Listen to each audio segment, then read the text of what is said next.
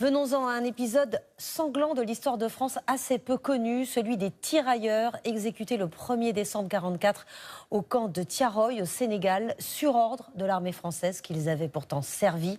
Selon un bilan officiel, 35 tirailleurs avaient été fusillés, mais ce pourrait être beaucoup plus. Récit de notre correspondant en Afrique, Nicolas Bertrand, avec Fabien Fougère. Ces deux hommes sont les fils et petits-fils d'un tirailleur sénégalais. Un soldat parti combattre pour la France en 1940 est fait prisonnier par les Allemands. Mais c'est ici qu'il est mort, au Sénégal, à son retour à la fin de la guerre, abattu sur ordre d'officiers français, dans le camp militaire de Tiaroy. C'est un endroit qui est triste pour moi parce que c'est là où on a enterré mon père Samoulteur quand on l'a massacré le 1er décembre 1944. Il s'appelait Mbap Senghor. Les 3500 Sénégalais. De retour au Sénégal à la fin de la guerre, avec des centaines d'autres tirailleurs, ils réclament le paiement de leurs soldes. L'armée française refuse. Elle accuse alors ses soldats africains de rébellion et ouvre le feu à la mitrailleuse. Le père de Biram Senghor est tué avec des dizaines d'autres. Il n'a aucune considération pour l'homme noir. Il a préféré massacrer les gens là pour asseoir l'autorité française sur les peuples africains. C'est ça la vérité. Ça me fait mal, parce que mon grand-père s'est battu pendant 4 ans pour la France. Et à son retour, on ne l'a pas payé et on l'a tué. Ça me fait très mal. Bilan officiel selon la France, 35 morts et 35 blessés au cours de ce qui est qualifié de mutinerie. Mais au fil des années, cette version est de plus en plus contestée. Voici les lieux où se sont déroulés les faits il y a 80 ans, aujourd'hui traversés en partie par une autoroute. Armelle Mabon est une historienne française. Elle n'hésite pas à parler de mensonges d'État. Pour elle, l'armée française n'a pas tué 35 tirailleurs ce jour-là, mais plus de 300, et les aurait ensuite jetés dans des fosses communes.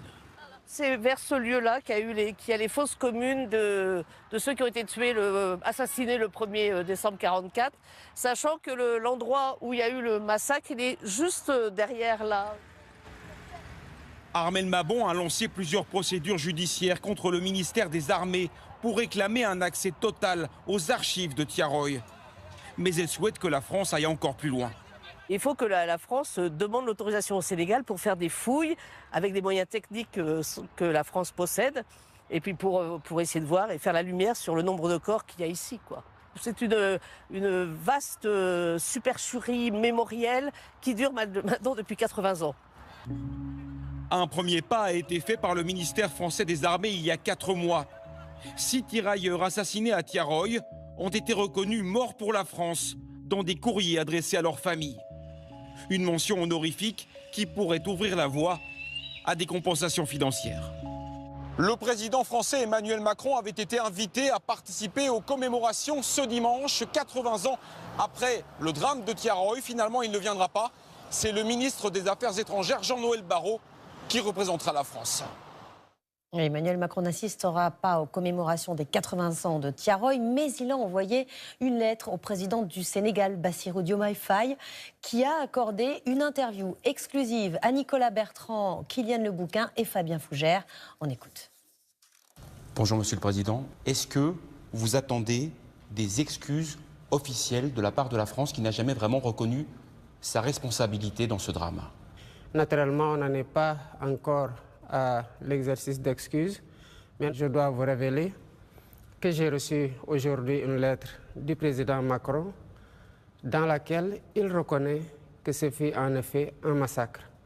Ce pas consistant à reconnaître que c'est un massacre doit ouvrir la porte à une collaboration parfaite pour la manifestation de toute la vérité sur ce douloureux événement de Tiaroy. Est-ce que vous pensez que 80 ans plus tard, la France cache toujours délibérément une partie de la vérité? Évidemment, il y a quelque chose qui a été caché. On a régulièrement cherché à mettre une chape de plomb sur cette histoire-là et nous pensons que pour cette fois, l'engagement de la France sera total, qu'elle sera franche et collaborative et qu'elle sera entière aussi dans cette collaboration-là. Il y a toujours aujourd'hui au Sénégal une présence militaire française, environ 350 soldats, des hommes et des femmes, basés sur plusieurs camps ici même à Dakar. Est-ce que vous êtes favorable à cette présence militaire française dans votre pays?